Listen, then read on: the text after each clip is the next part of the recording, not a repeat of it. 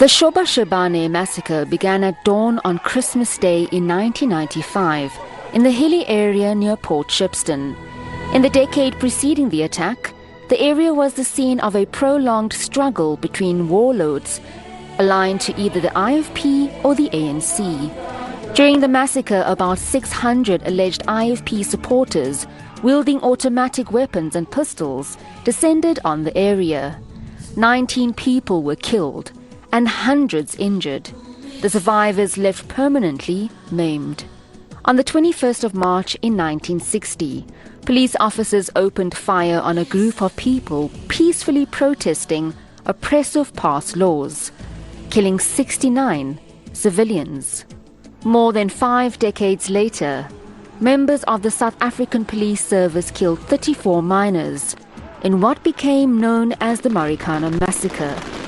It was the most lethal use of force by the police security forces against civilians since 1976. The massacre has also been compared to the Sharpeville Massacre. More than 20 South Africans were killed during the unrest in Phoenix. Some victims set alight, others shot at close range in an alleged racist attack. The dictionary definition of a massacre is the killing of multiple individuals and is usually considered to be morally unacceptable, especially when perpetrated by a group of political actors against defenseless victims. Other definitions have described it as the intentional killing of a considerable number of human beings under circumstances of atrocity or cruelty or contrary to the usages of civilized people. But for the past 2 weeks, the term has been used on various platforms to describe the brutal killings of more than 20 South Africans in Phoenix. According to a preliminary report by the South African police, they are investigating 35 murder cases linked to the unrest 2 weeks ago. But the report also detailed that 40 bodies had been found in Phoenix and surrounding areas. Since the unrest in Phoenix, 11 suspects have been arrested and have appeared in the Verulam Magistrates Court. Most victims were allegedly killed by vigilante groups who claimed they were protecting the area. However, some of those slain were said to have been looking for fuel stations during the unrest, others returning from late-night shifts, and most victims passing through Phoenix. But is this term being used loosely? Experts shared their views. Guy Lamb, the Director of Safety and Violence Initiative, SAVI, says more information is needed to make a proper conclusion. Lamb says a commission of inquiry should be established to make a determination. We still need to get all the facts together before we can talk about it as a massacre. I think at this particular point in time, we need to refer to it as an incident of mass violence, because there were the use of firearms were used, but also there seems to be in the use of kind of blunt force instruments as well, the use of petrol to burn people. So it's not just firearms involved here, but certainly mass violence. It's either happened in multiple locations or a few locations, but certainly we need to get all the facts together before we can call it a massacre.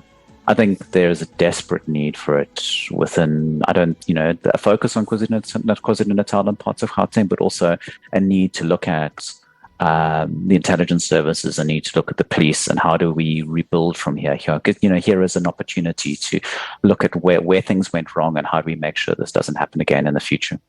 Dr. Rama Naidu, Head of Democracy and Development Studies at UKZN, says the correct term should be a mob insurrection. That word is laden, and people use different contexts for it.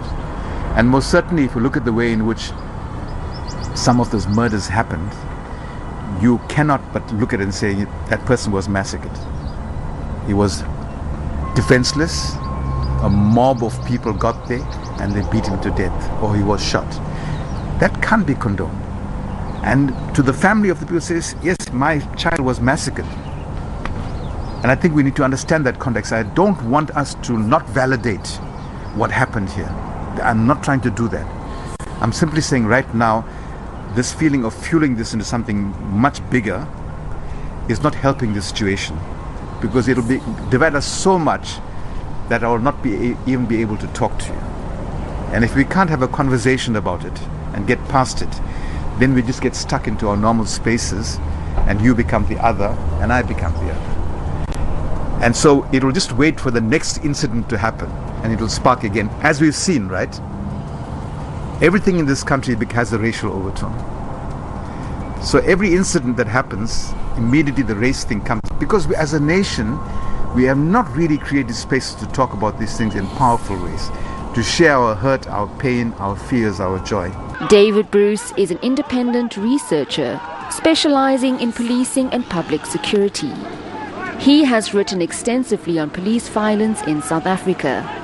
From 2016 to 2018, he was a member of the panel of experts appointed by the Minister of Police on the recommendations of the Marikana Commission of Inquiry. Bruce believes that the weakness of police accountability in South Africa contributed to widespread panic. Instigators who were responsible for creating that climate of chaos. There was what appears to have been some type of insurrection taking place.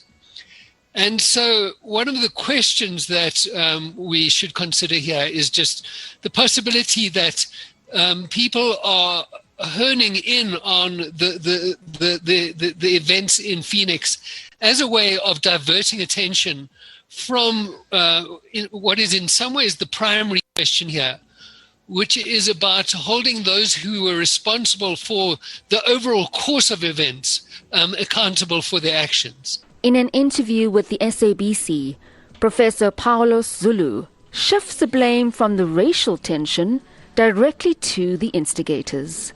So I think as South Africans, we must, by all means, make sure that before we make pronouncements, particularly dangerous pronouncements that might create disorder in the country, we know the facts clearly, or that we conduct a proper analysis.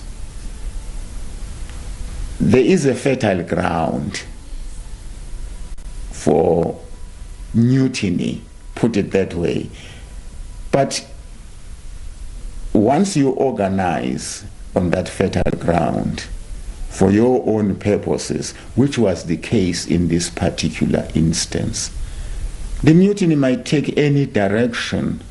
But for the many families left to pick up the pieces, the correct wording, however deemed fit, will never bring their loved ones back. And for some, it will forever be a painful reminder, much like many of the other tragic events that saw the senseless killings of South Africans. Jayed-Leigh Paulse, SABC News, Durban.